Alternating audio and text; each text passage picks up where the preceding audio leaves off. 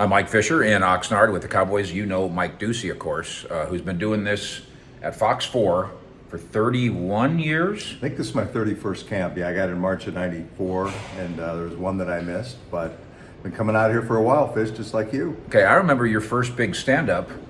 It was at Valley Ranch, and the big trucks, and here you are, handsome young buck, and you interviewed me. And I think you thought my name was Mike Fleischer. I don't think you knew, but the subject was Jimmy out and Barry in. It was that's when you got here, right? I'd been here 3 weeks. I was hired by Channel 4, which was a CBS station at the time, to come in and host the Jimmy Johnson show and cover, the NFC on CBS. Well, 3 weeks later, Jimmy was out, Barry was in. A year and a half later, we became a Fox station. That's right. And so everything changed, but it worked out pretty well. One thing that doesn't change is Jerry Jones is the general manager. And so you're getting a lot of traction because you asked the question about, I'll phrase it the way you phrased it to Jerry, and then let's go through the history of you asking that question. We've all asked this question many times. And I thought later, I think I asked him this in a different way last year at our one-on-one sit down that we get every year.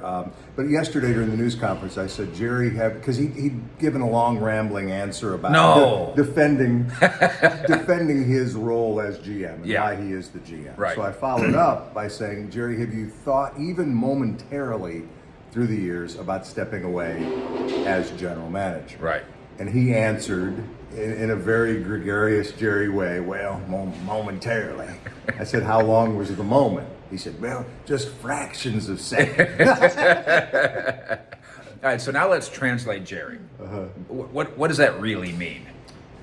It means that he wanted us and his fan base to think that he's contemplated the possibility of making every possible change, including one that would include him stepping away as GM. That's how serious he is about fixing this thing. I think that's what he wants us to believe. Right. The reality is he would never give up that role. The other reality is he's not really the general manager now anyway, and for years hasn't been in terms of player personnel. I do believe him when he follows up with either that answer or another one, talking about how many people he trusts to make those decisions.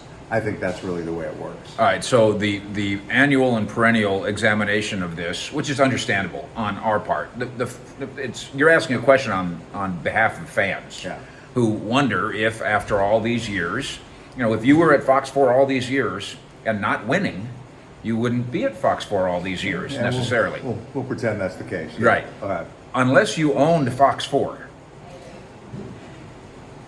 That'd probably be okay. Yeah, right. See, then you might look at the other way at finishing second and third and fourth.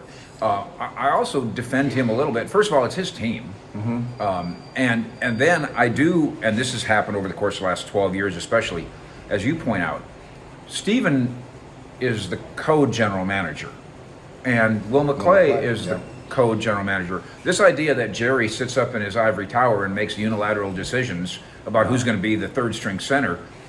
I keep saying this. I hope Jerry doesn't get mad at me when he doesn't even know who the third string center is. Right. Many years he goes on the radio and says, Mr. Mike, Mr. Sean, we're gonna make a change at that L4 on kickoff. He doesn't know who the L4 is on the kickoff. And so we called him Michael Parson yesterday. Parsons, things like that. I do think we're past the point where it's charming. Yeah. I don't think the audience thinks it's very charming anymore. No, you're right. And I will say this broadens it a bit here in terms of the Jerry blame game.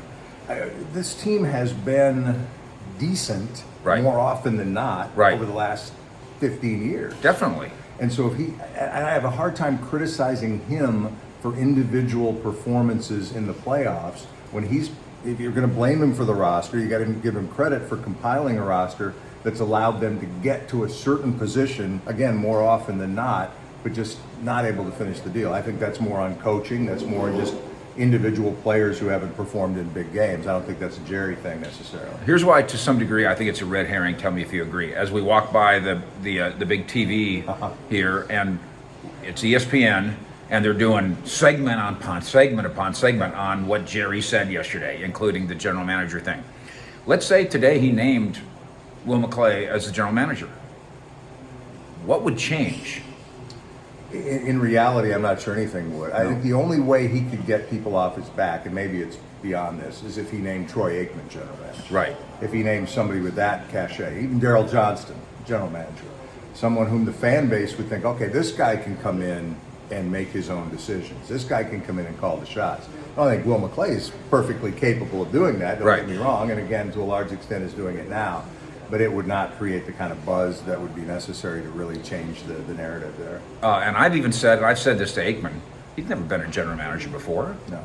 So he would have credibility in the streets, but he doesn't understand the salary cap. He's never had to bother. So I do think it's a red herring to some degree. I wish for his own good, I wish Jerry would announce that Will McClay is the general manager. And I've said that for years as well. And I think I've asked him the question in this form: why subject yourself to this when you don't have to? Right. You have enough other great things going that you enjoy. You would still be the ultimate decision maker. Right. But you get people off your back to a certain extent. The secret is he likes people being on his back. And one thing he said that I think is true. Well, I don't know. I'll see what you think. He said repeatedly, "What you ride isn't going to affect me one bit." And to a certain extent, he truly believes any publicity is good publicity. Right. But I do think the criticism stings. It has to. He's a human being. Years ago, he called it gut cut. And I said, "What's that?" He goes, "They're gut cutting me." And I think he was talking about one of the books that were, so it does impact him.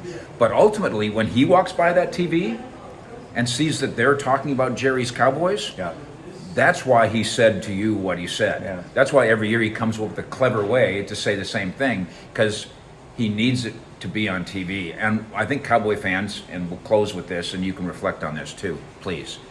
Cowboy fans are irritated by the now overwhelming belief that he cares more about that than he does about that. I will agree that I don't think the urgency is there in his mind to win a Super Bowl the way that it used to be. I don't think that's what drives him anymore. And maybe it's just a natural evolution if you're Jerry Jones, one of the most successful businessmen, not just in sports, but in this country, Right. with a franchise that's that valuable. I do believe that. But does he really care about winning one more?